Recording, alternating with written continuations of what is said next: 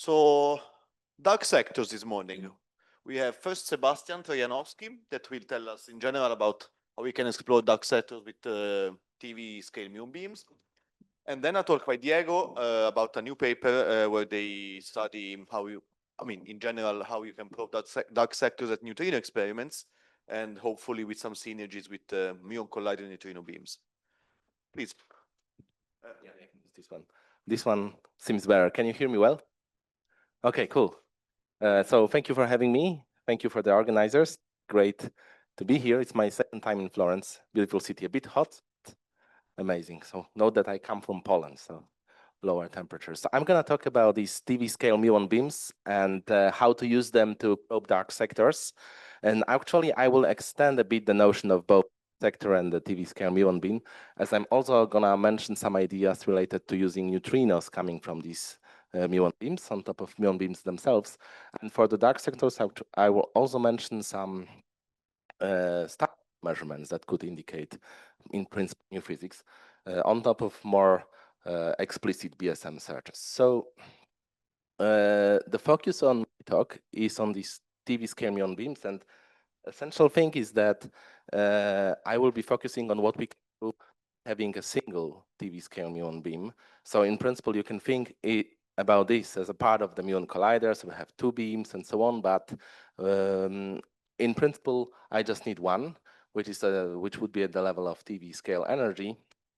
From the muon collider perspective, you can think about this as a sort of forward kinematic region coming away from the interaction point, or the muon beam dump once these muons are eventually dumped on something. So my talk will be basically divided into these four parts. I will see how well I go with time. So first, I will start actually using neutrinos coming from the muon decays in these muon beams, and try to detect them and basically see some prospects, highlight some ideas related to neutrinophilic scalar and dark matter, and also a standard model measurement, neutrino tridents. The reason why I add this standard model is basically such that I believe that if you want to promote a new idea for experiment, obviously important thing is to have some exciting prospects to discover new stuff. But on top of this, I think it's also important to have some basically guaranteed physics case, something that hasn't been measured, can be measured in this setup. So that's why I also mentioned this kind of stuff. And then I will go to muon beams and what we can do by dumping them. And I will try to promote an idea of an active fixed target experiment with high energy muon beam and what we can do with this based on the LFV Alps search and the tau lepton magnetic dipole moment measurement with a very similar signature as you see. All right, so let me start with this neutrinophilic scalar matter. This is just a recap of what we have already heard about forward neutrinos and the muon collider. So this was talked by Andrea on Monday, and also Ryuichi, I think, mentioned this kind of stuff. So as you know, if we build muon collider, the muons will be just going through this ring, and basically they will be radiating neutrinos all the way around, and especially if there is a straight path around the interaction point, there will be a large flux of neutrinos going in this forward direction. So that the idea is to place a detector somewhere here and detect these neutrinos and try to search for new physics or some rare neutrino processes using these neutrinos. So I took a version of the plot that Andrea showed, but from our other paper that is unfortunately covered here, but it's basically about FCC. We try to promote also the forward neutrino physics case at FCC. Since I've been working from the beginning on the forward physics at the LHC with so-called phaser experiment and the phaser nu, which is the neutrino experiment related to this. We've been working on extensions of these for the high Lumi LHC, for the FCC. But then, as you can see here, this is the neutrino energy around TeV scale here, more than TeV, and some sort of neutrino spectrum in relevant units. As you can see, muon ring basically rules them all. So it's better than everything that you can think of. And then it opens new prospects for the measure.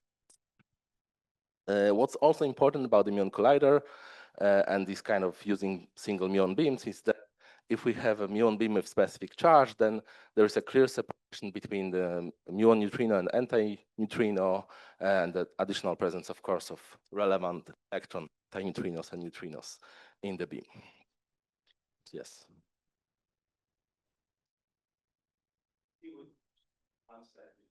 100 TeV, yes. That's why it extends to higher energies, but it's still lower than the muon collider in terms of the numbers. Yeah. All right, so from the BSM perspective first, so the model that I'm interested in is this one. So this is basically resembles the Majoron scenario for the dark matter neutrino mass generation, if you know, so that's the reason why people got interested in this.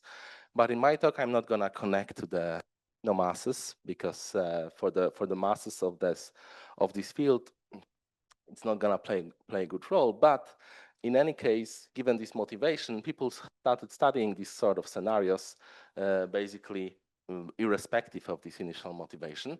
And the nice thing about this is that after electroweak symmetry breaking, it generates a couple of interactions, and among them there is this kind of interactions between this new scalar phi and neutrinos, which can induce neutrino self-couplings. And that was important from point of view of cosmological considerations, as neutrino self-couplings can have impact on the matter's power spectrum at small scales. So that drove a lot of interest in this model.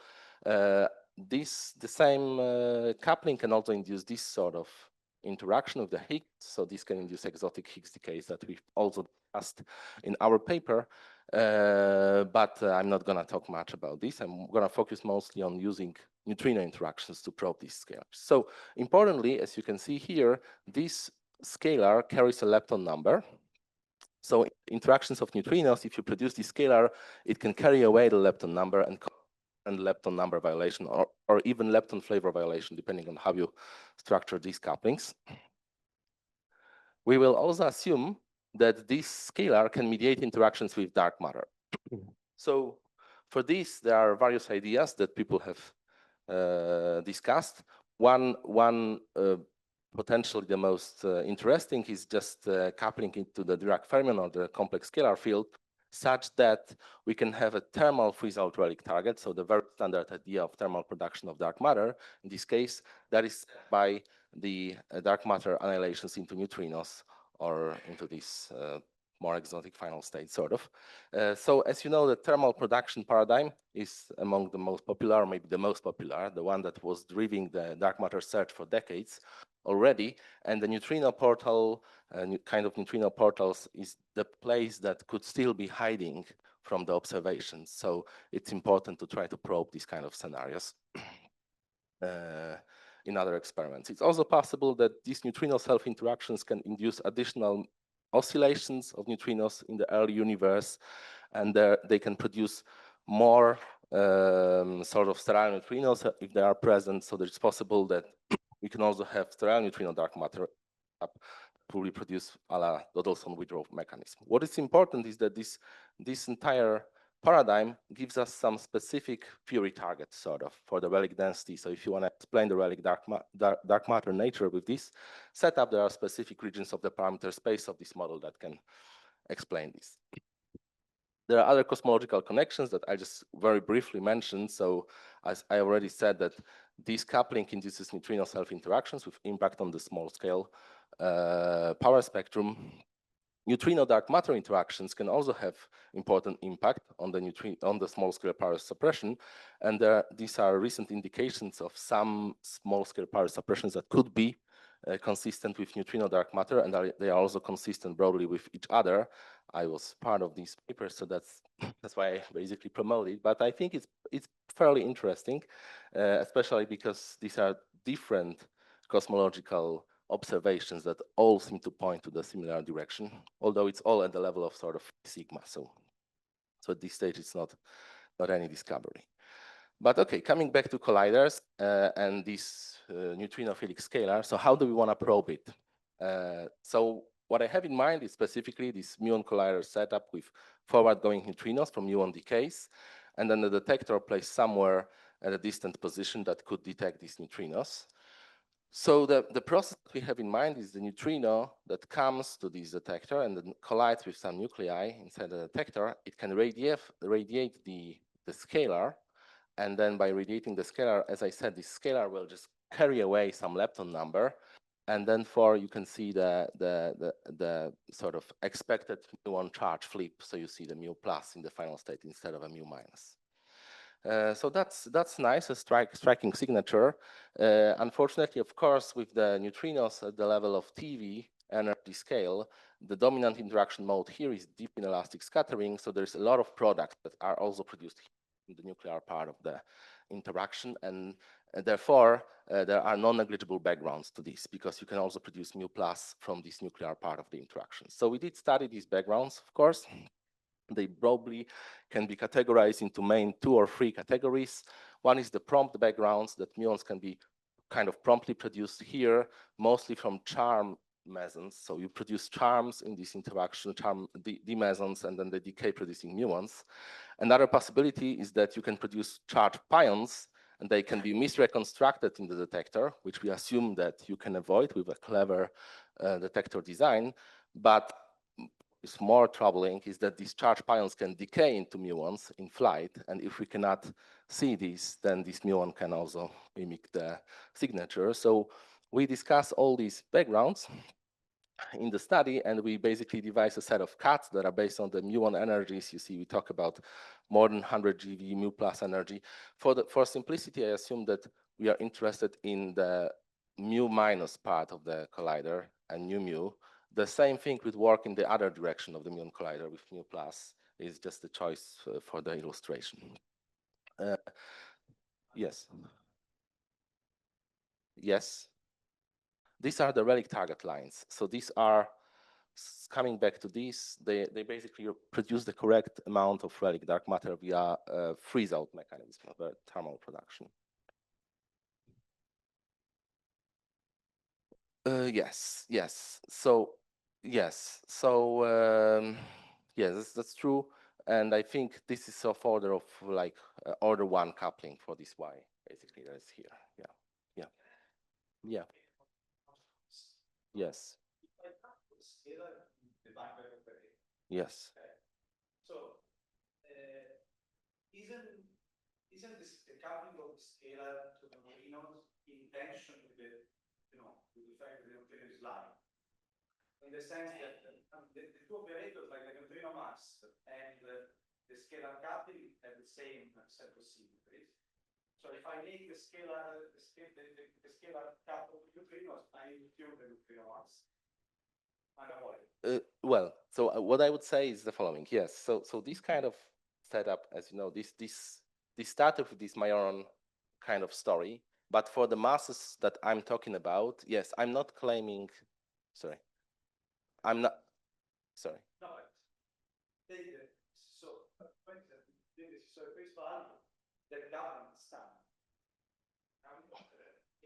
No, the coupling of the scalar. The coupling of the scalar is time. It's always the neutrino mass. Yeah, it's always no, but then you don't produce anything. Well, yeah. So the point is that in this setup, this goes away from the neutrino mass sort of stuff. So we don't assume that you solve. Yeah, we don't assume that you solve neutrino masses with this. Yeah. Sorry.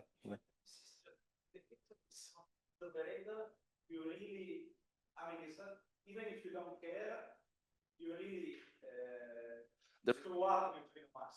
It's the only way to make neutrino masses unnatural. Okay, yeah. Well, I can. But maybe it's less. Yeah, well, I can take this one. Yeah, I take this, but I think people got interested mostly because of this dark matter story that you can have. Yeah. But it doesn't solve the neutrino mass stuff.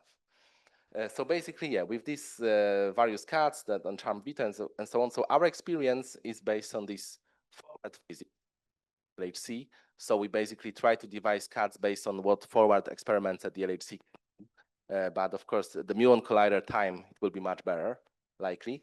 And eventually, we put all these into some boosted decision tree and find the cuts. So you see the lines, it's a pretty busy plot, but this most interesting is this dashed line, which corresponds to the 10-ton year muon collider. So a 1-ton detector operating for 10 years or other configuration that you like, and you see we can basically cover a good fraction of the parameter space of this scenario with these relic target lines for dark matter up to, let's say, about 20 GeV or something, which is much better than what can be done in principle in other experiments.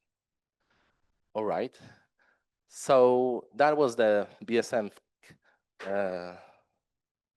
Okay, I see I'm doing quite slow with time, so let me just speed up a bit. So now the neutrino trident. So this is the standard model part of this, just to give a motivation of something that can be measured for sure if this detector is built. So the neutrino trident process is this kind of stuff. So instead of producing one charge lepton in the neutrino interaction, as you typically do in CC scatterings, you produce two charge leptons, two muons, like the most sort of easy to detect and study, but in principle there can be different muons also, so different leptons. So there could be kind of apparent lepton flavor violation, but the lepton number is just carried away by neutrinos here. And there can also be new physics here. So you see, instead of Z boson, I can have some Z could influence the scattering rates and momenta. So just a brief recap. This is the plot that you probably have seen multiple times. Standard neutrino nucleus interactions. So starting from, let's say, sub-GeV scale up to hundreds of GeV, we start with quasi-elastic scattering, then there is resonant regime with pion production, and most importantly for us, around few tenths of GeV and more energies, the dominant interaction is deep inelastic scattering. On top of this, people have been measuring other neutrino processes like coherent pion production, multi-pion production, or kaon production, and other stuff. So in principle, there is more to this picture than can be seen by the naked eye, of course. And there are rare processes. Some of them actually have not been measured. And one of these is neutrino tridents. So this is, again, this sort of Feynman diagram, schematic Feynman diagram for the process. And neutrino production is basically a neutrino-induced production pair in the Coulomb field of a heavy nucleus. So this slide, approximately speaking, into the leptonic part and the hadronic part. Not going into much of the details of these, and we can in the low momentum exchange, we can model this as a 4-point interaction here, basically, and there are these different leptonic final states that are possible. Important thing is the experimental status of this. So this process has been predicted in 60s, basically, even before the standard model was constructed fully. So people have been speculating about measuring neutrino tridents basically to discover weak gauge bosons, this kind of stuff.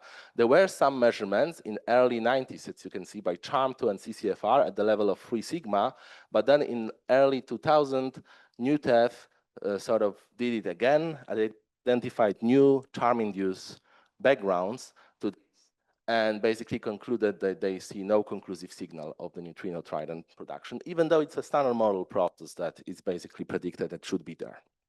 So the current situation is that there is no conclusive measurement for the mu plus mu minus final state, and for the other final states, it's even more difficult, because if you have electrons or positrons that easily shower in the detector, if you put a lot of detector material for these, tau leptons needs to be identified, and you need to have energy to produce them to begin with.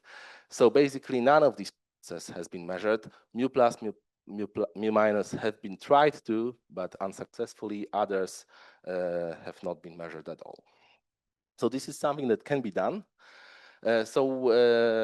We tried to propose a search for this at high Lumi LHC in the forward region of this. There is a proposed detector called Phaser Nu2, which extends the currently operating detector idea, which is Phaser Nu, which is just taking data there.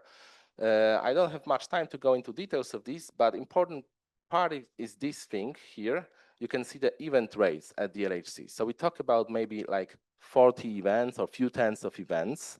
So we try to devise specific cuts how to search for this type of stuff and to measure this process. But still, starting with this point, as you can imagine, is not easy. So in our paper, we devised a reverse tracking signature to measure this and potentially have a 5 sigma detection at high Lumi, but this is subject to efficiency and approval of experiment, of course. And it's quite challenging, and it's just to show a number of cuts that you need to do, basically, on various things to try to measure this. And now we go to high energy muon beams and potentially muon collider. So again, these plots that I have shown already, you see the current LHC situation is this blue line here. The high luminaire LHC is this light blue line, and the muon collider is like few orders of magnitude larger. So even naive estimates of a detector operating for a 1 ton year sort of brings us to the level of maybe tens of thousands of mu plus mu minus events. Sorry, this is for 10 ton year actually. So this is a very good number to start with, right? This requires, of course, a clever design of the detector. That's why I'm mentioning this. Important thing is also such that, in principle, you can also try to measure other processes. Even tau, which is the most difficult, can be done with a few hundred events. So what I'm trying to highlight with this slide, basically, is that when we think about neutrino detector in the forward region of the muon collider or any other high energy muon beam, it's actually, I think, interesting to consider these type of processes as they can constitute a guaranteed physics case, something that for sure can be measured and hasn't been done.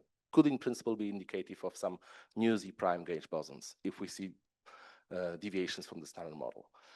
What's also interesting is that this, if we go to 10 TeV muon collider, so the difference between 3 TeV and 10 TeV muon collider, if we go to 10 TeV, then the neutrino energy extends to several TeV in this plot, and this is enough to start probing this process. You see here the cross section of the neutrino trident interaction is a function of energy, and these solid lines correspond to on-shell W boson production, which is also a standard model process, but has never been measured because it's tricky, and also you need to have high energy, at least of several TeV, and so the only possibility currently is to have neutrino telescopes that they have no capabilities to measure such rare processes.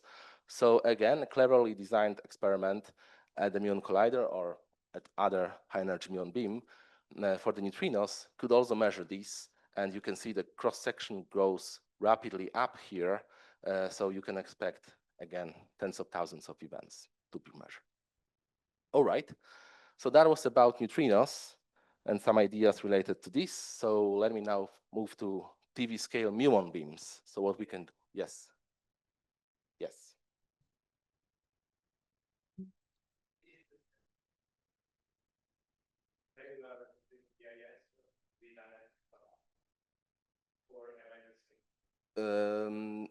Yes, although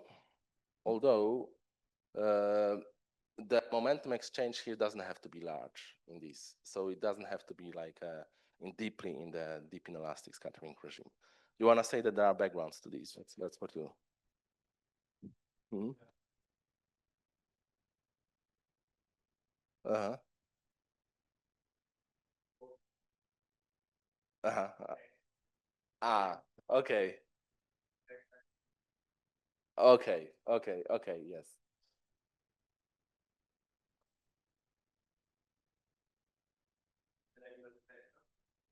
But also, when you said helping measure Neutrinos, yes.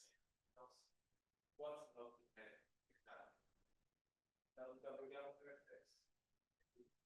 Well, yeah. So no, I mean, well, what I mean is that's precisely this kind of process, right? So of course I'm not saying that's the thing. That's the guaranteed physics case. So this is standard model. So you understand where it is, what should be the cross section, and what I'm trying to say here is that when you have new detector, you obviously want to search for new physics, but then you work on this for, let's say, 10 years or so, right? Or maybe 20. So you also want to measure something that for sure, right? So this is basically a guaranteed thing that can be done. And what I'm mentioning this is that also this can mimic neutrino trident. So neutrino trident dominates here, and the neutrino trident could potentially hide some new physics with Z prime, for instance, and so on.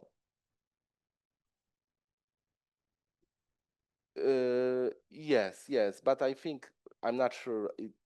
Probably you are not very with these couplings. I assume that the LHC and other bounds will be stronger than. So I would rather see this as a standard model.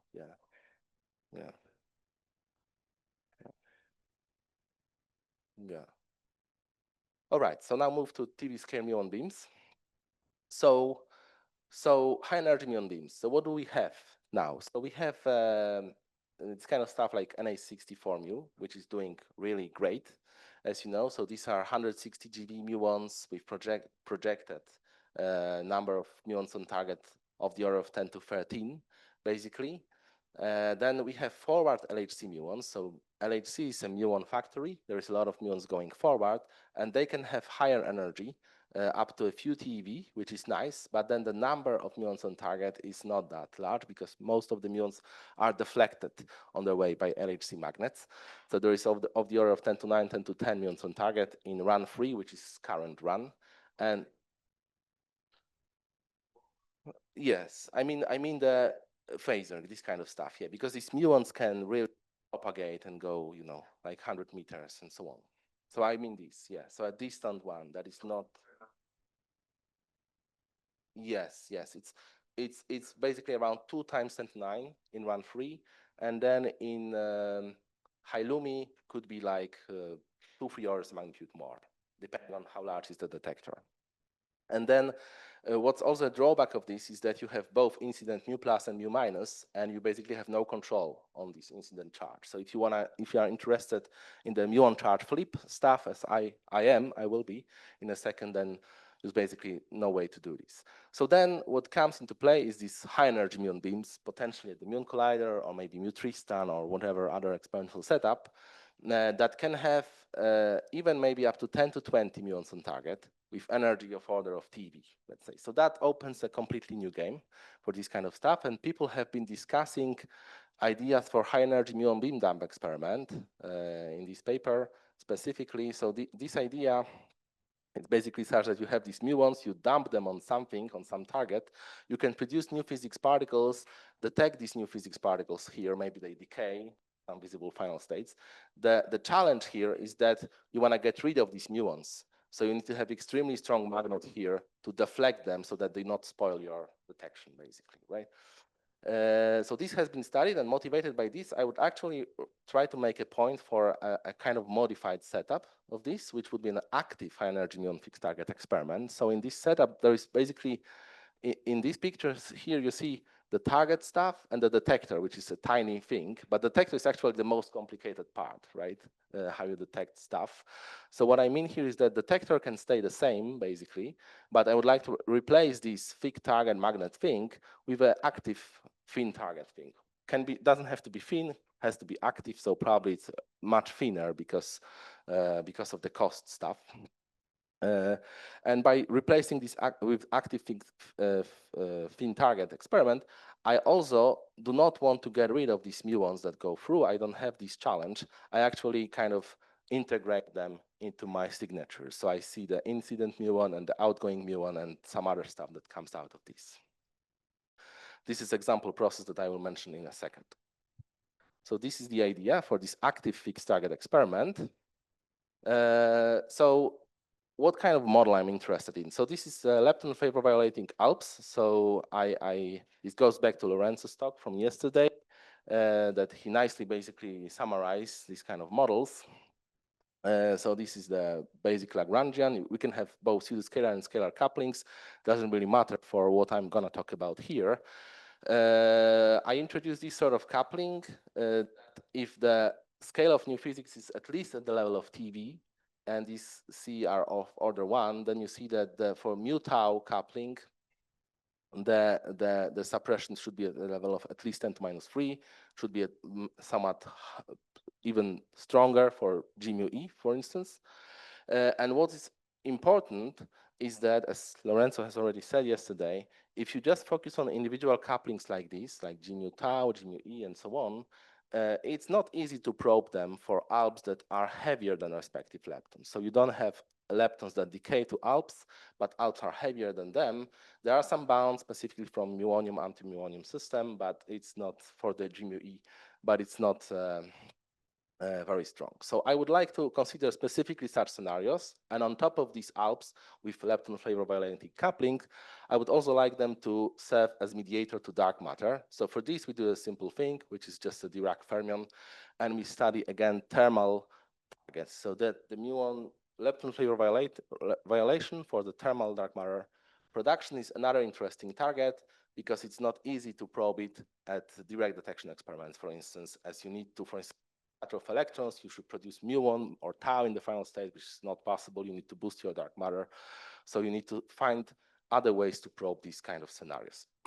Depending on the mass hierarchy between ALP and dark matter, this ALP can either decay visibly or invisibly into dark matter, and can also, dark matter can annihilate into ALPs or leptons.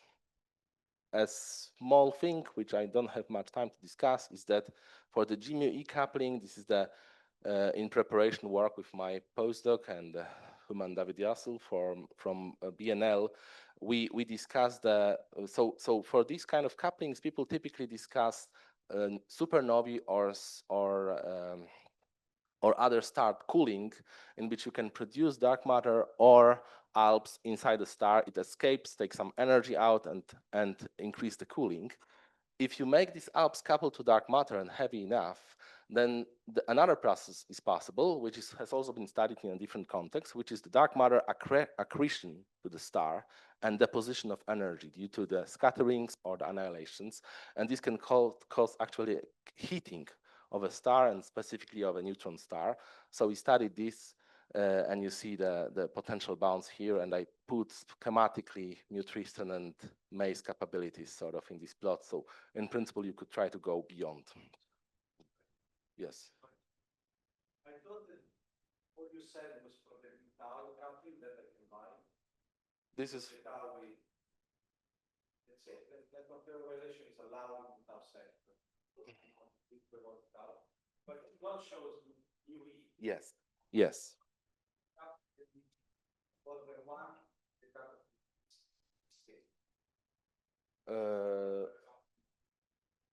Yeah. Yes. But it's this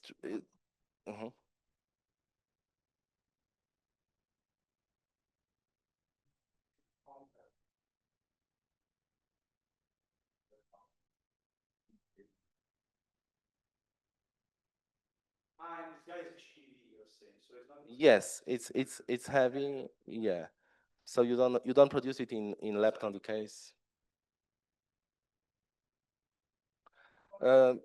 So I assume here we assume that it's even heavier than ALP. Yeah, it's just a benchmark. Yeah. Can I integrate out?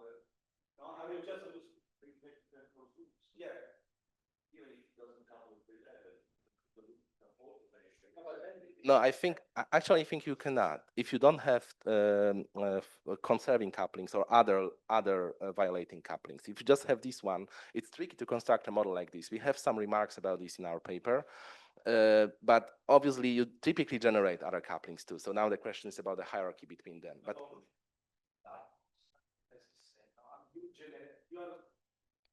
generating that. Let's say that I integrate out right now.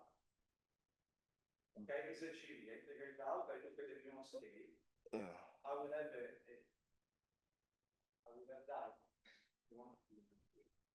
yeah. On one side you have a coupling. I understand. I need to get at the other one. You are putting to zero the flavor concern. Yeah, which is kind of extreme, of course. But the interest is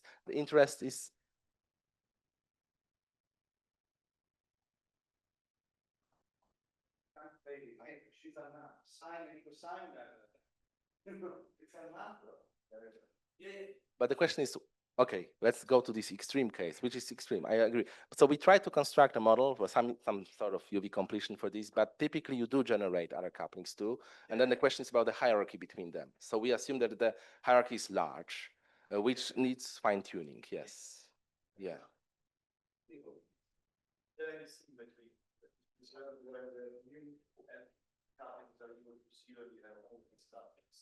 Yeah.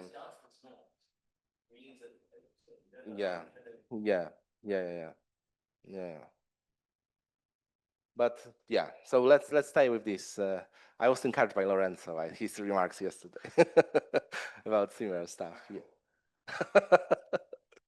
All right. Anyway, so this is the bounds that we are working on. It's currently working on. But now coming back to these colliders. So the thing that I have in mind is the high energy muon that comes into the detector. We have a kind of active target setup. Sorry. And then this ALP, this muon can bram ALP basically from this leg or from this leg, whatever, and then produce a tau in the final step, and then this interaction with nucleus. And then this ALP can either decay invisibly or visibly. So if it decays invisibly into dark matter, and if this tau decays back into muon, then this entire signature is like a missing momentum signature for the muon. So this is the thing that has been studied quite a lot in experiments, specifically at Na64 muon, and you can try to probe this scenario this way, these missing momentum signatures. The only challenge is to produce ALP. If it's heavy enough, then it might be difficult. What is more interesting is what happens if this ALP decays visibly. So let's say if I'm interested in mu-tau coupling, what happens if ALP decays visibly back in mu-tau? So let's say I have a negative muon here. It could be positive, doesn't really matter. But let's say it's negative for concreteness. So what I can do here, I produce negative tau, and I produce ALP, which can decay roughly in half of the situations into mu plus. So I have an explicit muon charge flip here and 2 tau leptons. So with the active fixed target experiment, which is based on what is currently done at the LHC in the forward region, we can see these charged tau lepton tracks with the because they have enough energies. Basically, a 2 millimeter precision is enough for them. Here you see the tau decay length for both taus producing this. Okay, so 2 millimeter precision should be enough to see the tau track, and then we detect the products of this tau decay, and we see this muon charge flip, and that could be basically a striking signature of a new physics that could signalize this scenario. So that's the idea. And then, so we try to show what can be done with the future muon beams and with the current experiments in this setup. So you see the Na64 mu and the high luminosity LHC detector. They are somewhere here in this plot. This is the coupling strength and the mass of the ALP. So this is not very interesting, to be honest. But the capabilities of the future muon beams with the TeV scale muon beams and maybe things like mu-Tristan or muon collider are much better. These are two plots. One is for invisibly decaying ALPs, and the other is for visibly decaying ALPs. For invisibly decaying ALPs, you can see that the parameter space is kind of closed almost. The point is that for the invisibly decaying ALPs, the dark matter annihilates into mu-tau, which is S-wave, and there are strong indirect detection bounds on this from dark matter. So you need to go to asymmetric dark matter, but even if you go to asymmetric dark matter, there are strong bounds on this scenario that close this part of the parameter space. And then from top, this mu-tau coupling can induce one loop contributions to G-2 muon. So the state G-2 muon is, of course, kind of uncertain. I don't know what to think about this, to be honest, given the recent lattice results. But assuming that we will be all fine with G-2 muon with the standard model prediction, and we don't fine-tune the mixing angle, basically this entire parameter space is closed. But if we go to the visibly decaying ALP, which is this fancy muon charge flip thing that I've talked about, the parameter space opens up because here the annihilations is into two ALPs, so it's P-wave. So basically, you can have correct relic density everywhere here because it's set by another coupling constant, dark coupling constant, and you don't have indirect detection bounds. And you see that basically this new proposed sort of active target idea could go well within this parameter space in probing. So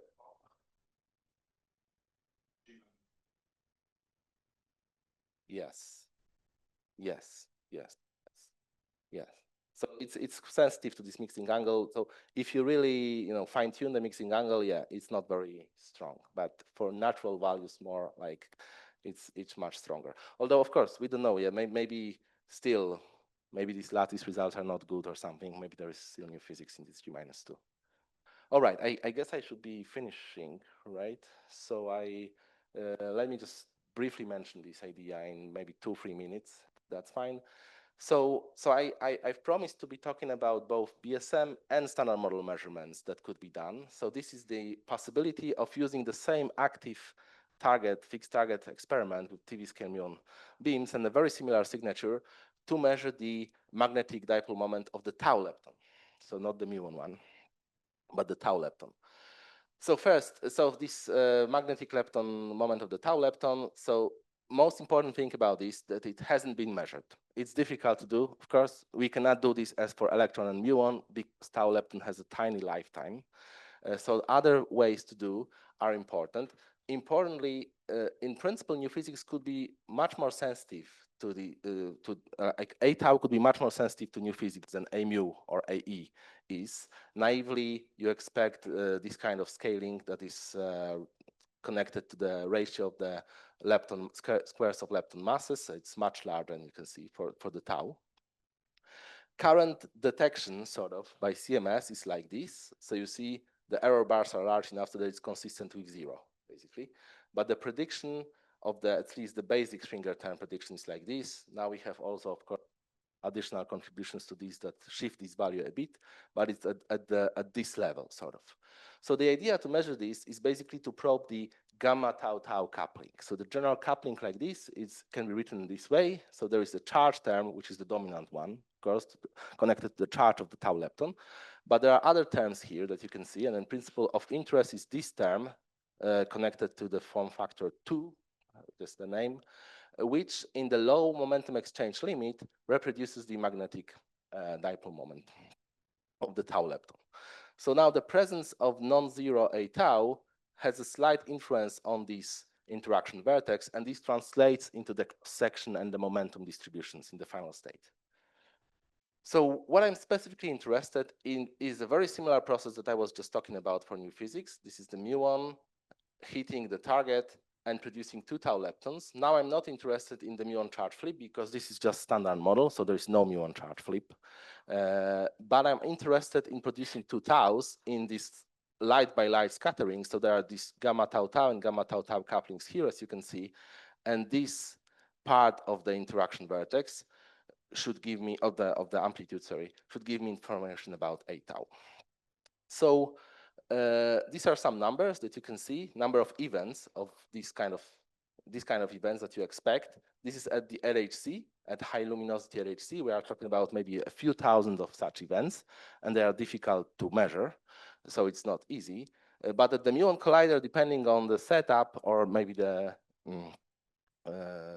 mu Tristan, if we use 10 to 20 muons on target and just 2 centimeter lead target, and obviously it would be thicker, you don't produce 2 centimeter detectors, I guess, but just for 2 centimeter lead target, we expect to have billions of such events basically detected at the muon collider. That gives enough statistics to play around, and that's the ongoing project that we have with Malihar Reno and her students and postdocs in Iowa.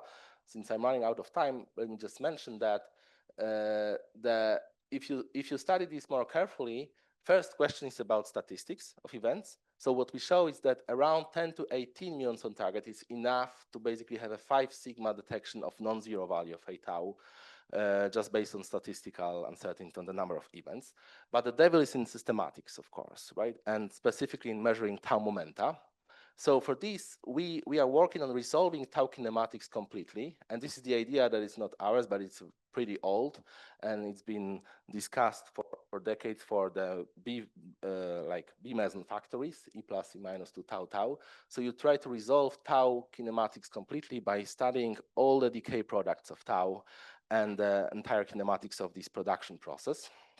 And once you do so, and if you have access to the invariant matrix elements, you construct the optimal observable, which is also a pretty old idea that has been discussed for years in various searches at the LHC, which gives you basically the ultimate access in physics with this parameter. This optimal observable is basically a ratio of the invariant matrix element connected to new physics contribution, whatever it is, to the standard model one. And the standard model one contains a tau from the Schwinger term already.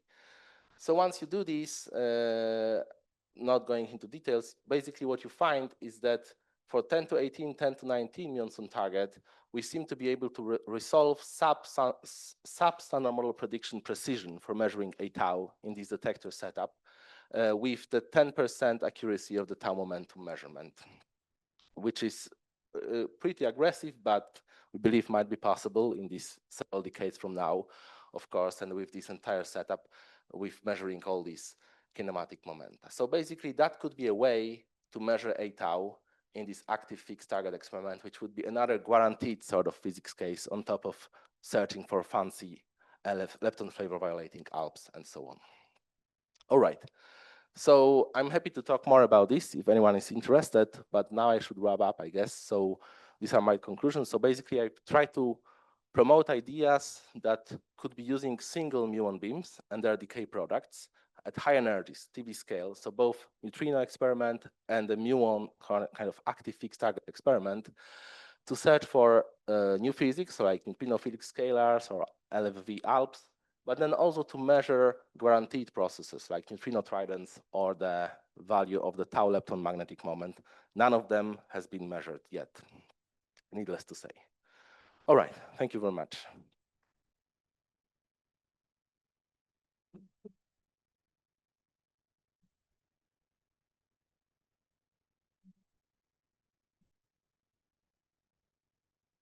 I have just a comment on the last part of the tau dipole moment. Really, from the LAC, there should be the strongest bound up to date from the lead collision. So I wonder if, no, it's a very interesting strategy, but I wonder if you are competitive with the bound from lead. Well, yes, so the aim, so this, as you said, the lead stuff and the CMS, which is more proton. Yeah. So these are bounds basically. So this is the I have the value of the CMS, which is this one, which is basically exactly. Yeah. So the aim with this setup, it's actually a similar strategy as you see, because it's also light by light scattering in heavy. Exactly. Yeah. So the aim of this setup with this unprecedented statistics is to not to place bounds but to measure the value. So eventually you should be able to measure, right? So yeah. So we this for sure is just a complementary strategy. Yeah, I should make it clear, right? This is a FINO study, right? But at our FINO level, we seem to be going below the standard model precision. Okay. Sorry, which is this level. So below this. Wow. And that's it's a FINO, right? It's not and it's a few. Thank you. Yeah. Since you are on this slide, if I have to interpret A tau as a SMEFT measurement, the precision's 20% or so that you are talking about, 5 sigma, what kind of new physics scale would be corresponding to? Yeah, so that's a good question. We have focused actually mostly on the standard model measurement. I believe that you should probably go below. So, but the thing is that I'm not saying that 10% is the precision for the tau momentum, and I'm talking about maybe of similar order of 10% precision for this. I believe that you should probably try to go maybe to 1% or something, which still seems to be challenging, right? Even in this setup, but I think you never know. I mean, we haven't measured this at all, so we don't even know if it's like this, right? So that would be the. But again, my talk had two things. So you on your physics, but then you also try to measure something. Although I know that we typically want to already discover something like this, right? But I wanted to go back to this scalar radiated in the deep inelastic scattering. So in your scheme, if you couple to the Weinberg operator, you want to tag the mu plus. Yes. To distinguish from background, right? Yes, but I can think. But again, there you have unavoidably this tension with neutrino masses. So I was wondering if instead the scalar would couple through like a Dirac, let's say a lepton number conserving portal, you could still hunt for the decays of the scalars. Yeah. Is this done? Or? I'm not. Basically. Yeah, that I understand. Yeah. So if so for this, of course, so in your case, you are crucially relying on lepton number violation, which again leads to tension with neutrino masses. So, but let's say I imagine another scheme. Yeah. Okay, I have like some sort of inverse seesaw. Yeah. So now the coupling can be larger without me complaining, but and then I can look for the scalar decays. So How many of these guys you produce? So, the number. So this is the table you can see. Ah, Sorry, this is just efficiency. But I think just a number of scalar per.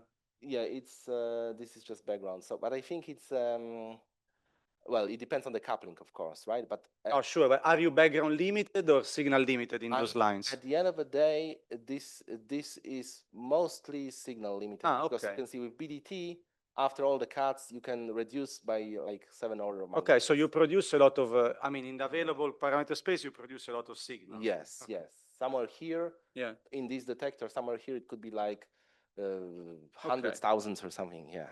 Good. Yeah. So there maybe there is also room for doing this. Yes. Yeah. So I'm scalar not aware. radiated off from Yeah. deep analysis Yeah, scattering. yeah. I'm not aware. But the issue here is that, yes, indeed. So the problem is that even if you do this left number violation and even if you survive your complaints, then there is the problem with these backgrounds, right? So we really need to struggle. But it depends on the final state that you have in mind, I guess, for the scalar. We can talk maybe. I'm not aware. I mean, that is up to you, really. Whatever I like. You mean. Yeah. Yeah. Can I steal your question, Diego? Because we were discussing, and I thought, I mean, actually, I think you're right about the tau again, the A tau. A tau. Yeah. Okay. So you need to make sure that that your momentum transfer in the off-shell photon is really below the tau mass. Otherwise, you're not probing the A tau. Yes, yes. So we are interested in coherent scatterings. So the momentum, you mean here or where? Yeah. Well, yeah. Yeah. So the A tau enters in that gamma star tau vertex, right? Yes, that and that one. Yeah. So you really need to make sure that that gamma star is below the tau mass as q square. Yes. Otherwise, you're testing something else. Yeah, but that's the also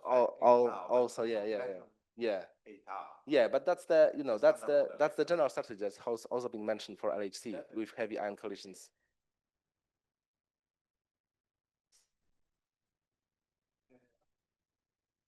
No, there yes. There yes. Here you have a 10 TeV. Here you have a 10 TeV. You have a 10 TeV muons. You have a 10 TeV muons that hits the target. So it's not obvious to me that the q square of this process is.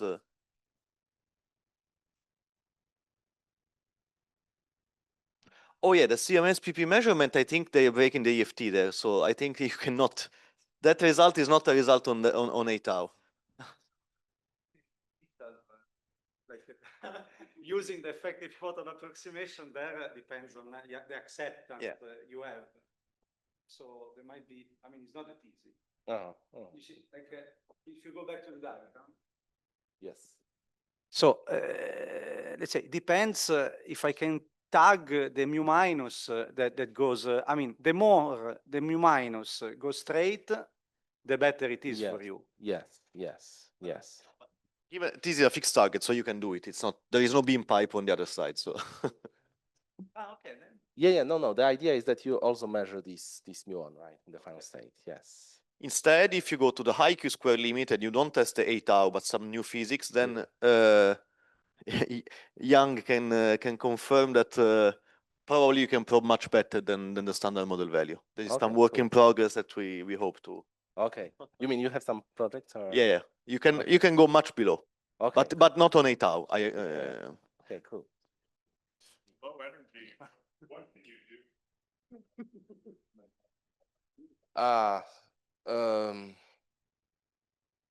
So my talk was mostly about these TeV scale muons, right? So yeah. That being too high energy. So any cooling demonstration is at a way lower energy, but I don't think it's that much. The accelerator folks in the room to just get it up to some GeV 10 GeV scale or something like that to get you to whatever it needs to be. And there we're talking about if you operate it for a year, some of the numbers we had were whatever 10 to the 15 or something like that. Just what can you do to demonstrate? I think maybe for this stuff, if you want to produce 2 taus, you really would like to go maybe above 100 GeV, the muon energy. So maybe I suppose it might be not easy. Yeah. But with the demonstrator, well, I don't know really. Depends on the energies, right? So and the number of, maybe you can do something. So I really thought about this TeV scale stuff. So I would have to put more thinking into demonstrator. I understand that's the first step, right? Yeah, I'm high energy physicist. Sorry. It's still in the GVs. Yeah.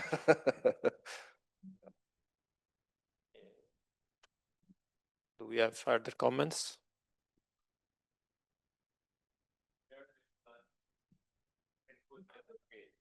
Sorry. Where do you plan to put the target at muon collider? I mean, is some place similar to what Andrea said on Monday? I think so. We were inspired by this analysis basically, which is also FINO, right, from the beam dump experiment. So whenever there should be a place where muons are dumped, and that would be the place to place the detector.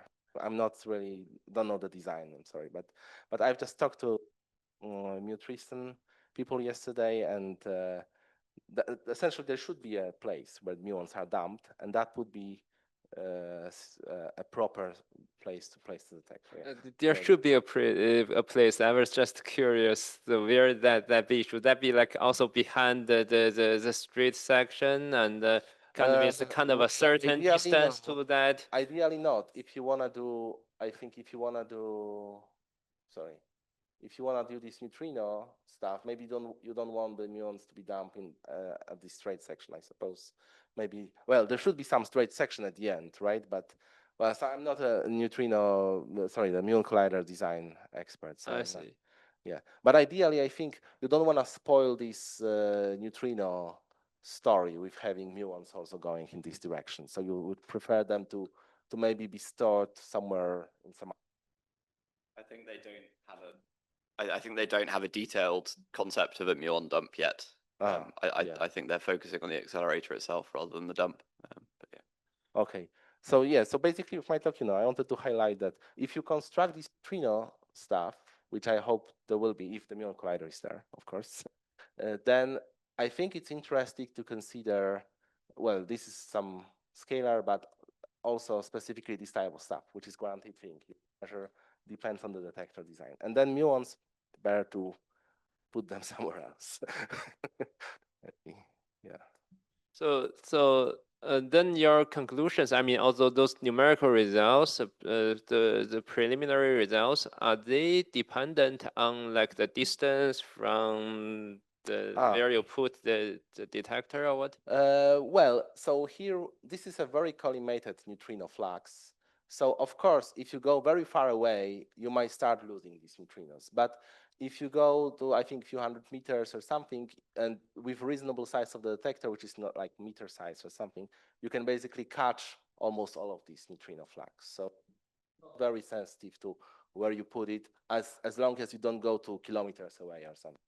So I mean, like 200, 500 meters, 800 meters, or 2 kilometers, they don't really make a difference. It depends on how large your detector is in terms of transverse size, so that you capture the flux, right?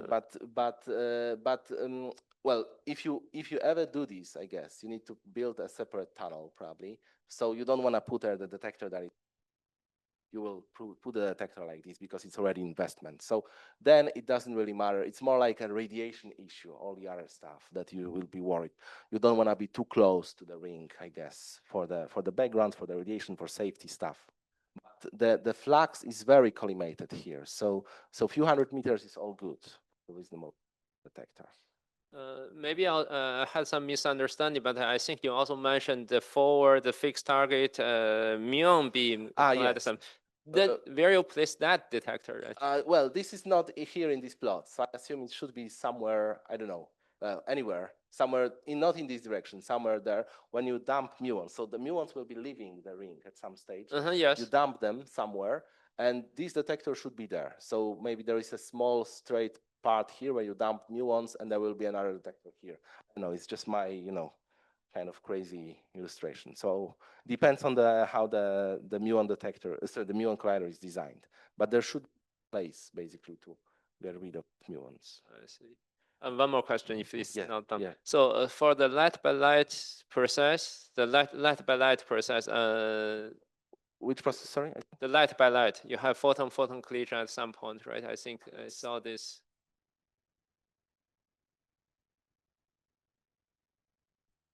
Yeah. So what is the typical center mass energy of this photon collision? Well, it goes back to this. Yeah. So it depends on. So the thing is that the assumption is that you have these incident muons, and you can also measure the outgoing muons. So now it depends on the muon, final muon energy and the scattering angle. So if you focus on events with a small scattering angles, then you can reduce this to pretty. But it's probably challenging, but yeah. I see. But you want to do, if you want to measure a tau, you want to reduce it to as small as possible, right? The momentum transfer here. So roughly at the level of just enough to produce tau pair. But this is still the fixed target, right? Yes. I see. Yeah. Yeah. So events will produce taus with more energy, more momentum, sort of. Yeah. Mm-hmm. Okay, thanks. We can explain that way. Yeah.